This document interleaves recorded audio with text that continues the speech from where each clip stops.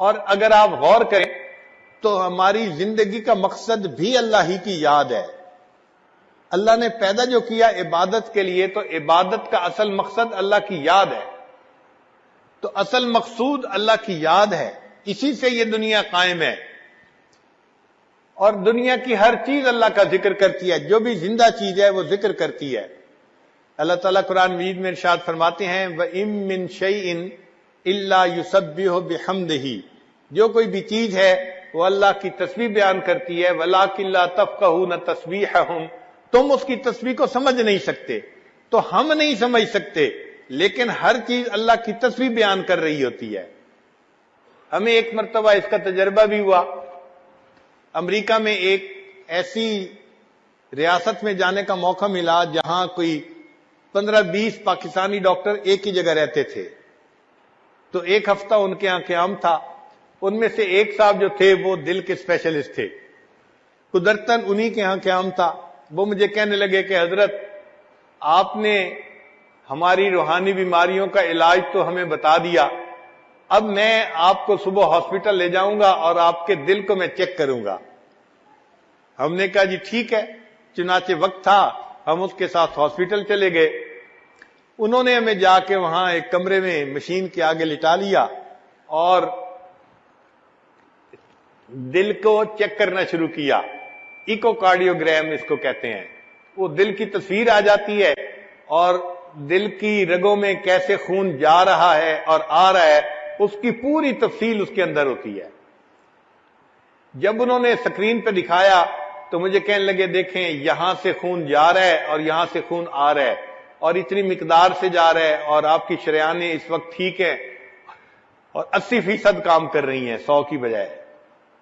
تو اس عمر میں 80% بہت اچھی چیز تھی. کہنے لگے جی میں بہت مطمئن ہوں آپ کے دل کی کیفیت سے. پھر اس کے بعد کہنے لگے کہ حضرت میں آپ کو آپ کے دل کی آواز سناؤں. کیا سنائیں؟ تو انہوں نے ایک بٹن آن کیا. جیسے ہی بٹن آن کیا تو آواز آنے لگ گئی جیسے دل جو ہے وہ خون کو پمپ کر رہا ہے. وہ کہنے لگا جی کہ ہماری میڈیکل کی کتابوں میں لکھا ہے کہ دل جب خون کو پمپ کرتا ہے نا تو لب ڈب کی آواز آتی ہے. لب ڈب یہ آواز آتی ہے. اس کو ہم نے بھی سنا لیکن قدرتاً میرا ذہن دوسری طرف گیا. میں نے کہا ڈاکٹر صاحب اصل وجہ یہ تھی کہ یہ کافر لوگ ہیں، یہ دل کی آواز کو سنتے ہیں تو ان کو لب ڈب نظر آتا ہے.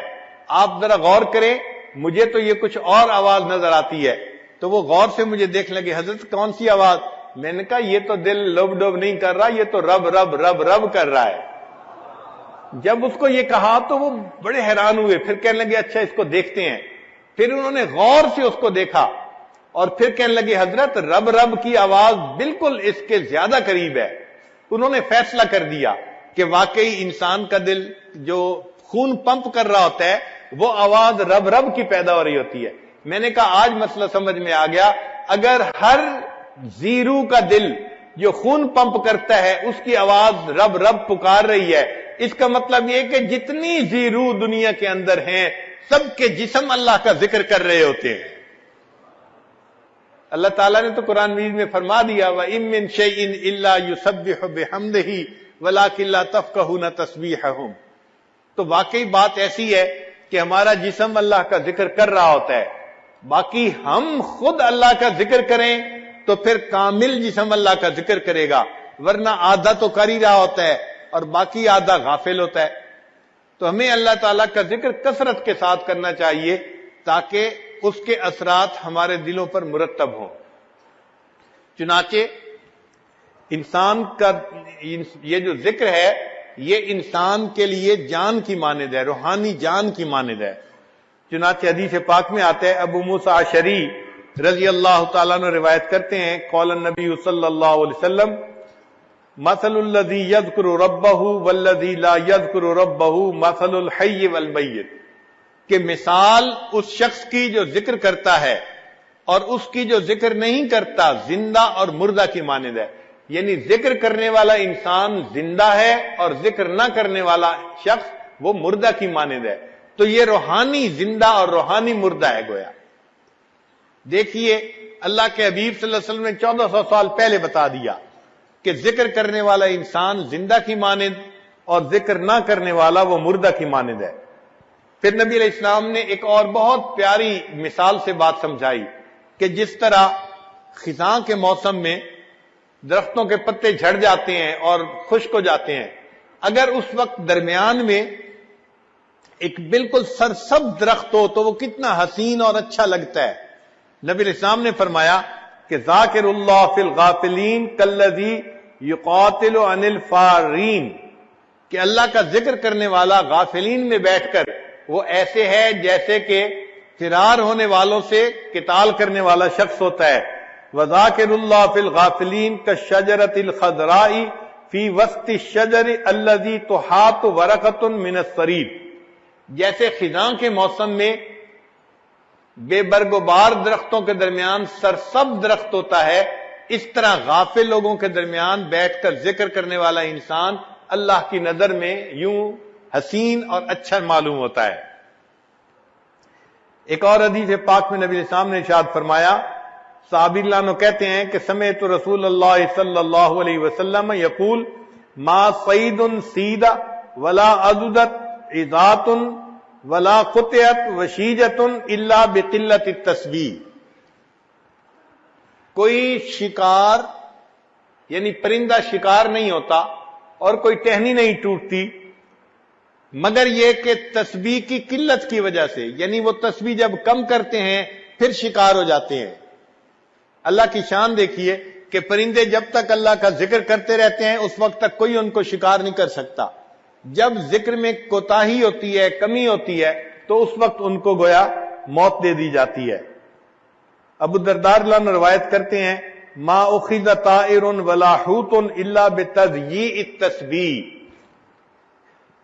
کوئی پرندہ نہیں پکڑا جاتا، کوئی مچھلی نہیں پکڑی جاتی مگر جب وہ تسبیح کو ضائع کرتی ہے، یعنی اللہ کا ذکر کم کرتی ہے، اس وقت اس کو پکڑ لیا جاتا ہے۔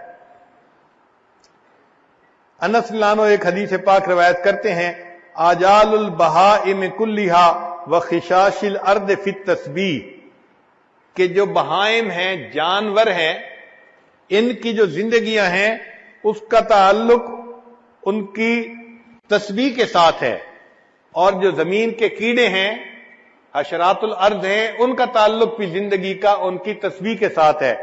اگر وہ تسبیح کرتے رہتے ہیں تو زندگی لمبی رہتی ہے، جب ذکر میں کمی کرتے ہیں فَإِذَا إِنْقَضَى تَسْبِيحُهَا قَبَضَ اللَّهُ أَرْوَاحُهَا، جب تسبیح چھوڑ دیتے ہیں اللہ تعالیٰ پھر ان کی روحوں کو قبض کروا دیتے ہیں۔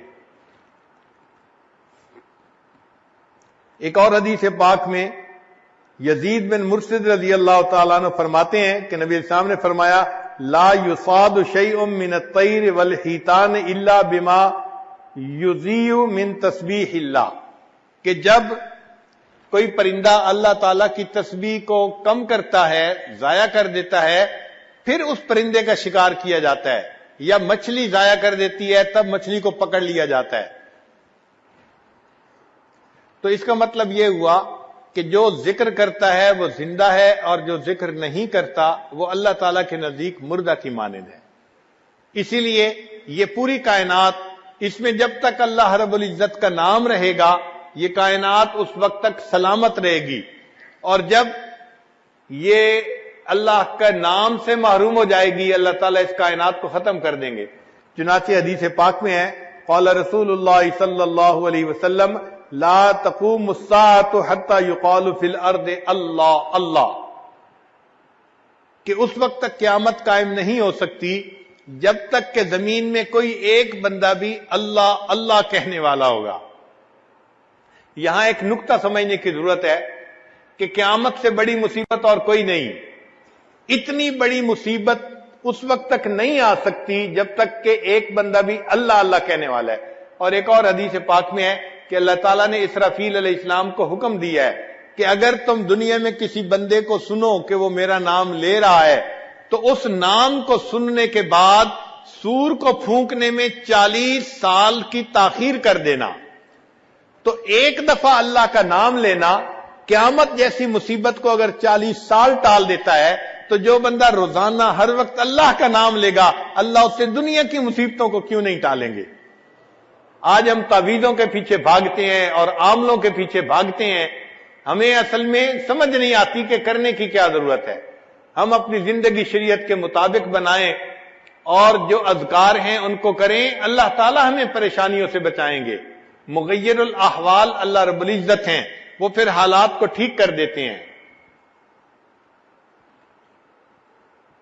تو جو شخص کثرت سے ذکر کرتا ہے پھر اللہ رب العزت دنیا کی پریشانیوں سے بھی اس کو محفوظ فرما لیتے ہیں اور اس کا دل کا سکون بھی عطا فرما دیتے ہیں۔ اس لیے فرمایا الا بذکر اللہ تطمئن القلوب، جان لو اللہ کی یاد کے ساتھ دلوں کا اطمینان وابستہ ہے۔ اور یہ بات بھی ذہن میں رکھیے کہ شریعت کے جتنے اعمال ہیں نا، ان تمام اعمال کی روح رواں وہ اللہ کی یاد ہے۔ اب دیکھیے اعمال میں سب سے افضل عمل نماز ہے۔ شریعت نے نماز کے اندر، نماز سے پہلے، نماز کے بعد ذکر کا حکم فرمایا، چنانچہ الذکر قبل الصلاۃ وذکر اسم ربہ فصلی، اور اس نے اللہ کے رب کے نام کا ذکر کیا اور نماز پڑھی۔ اس آیت سے پتہ چلا کہ نماز سے پہلے بھی اللہ کا ذکر کرنا ہے۔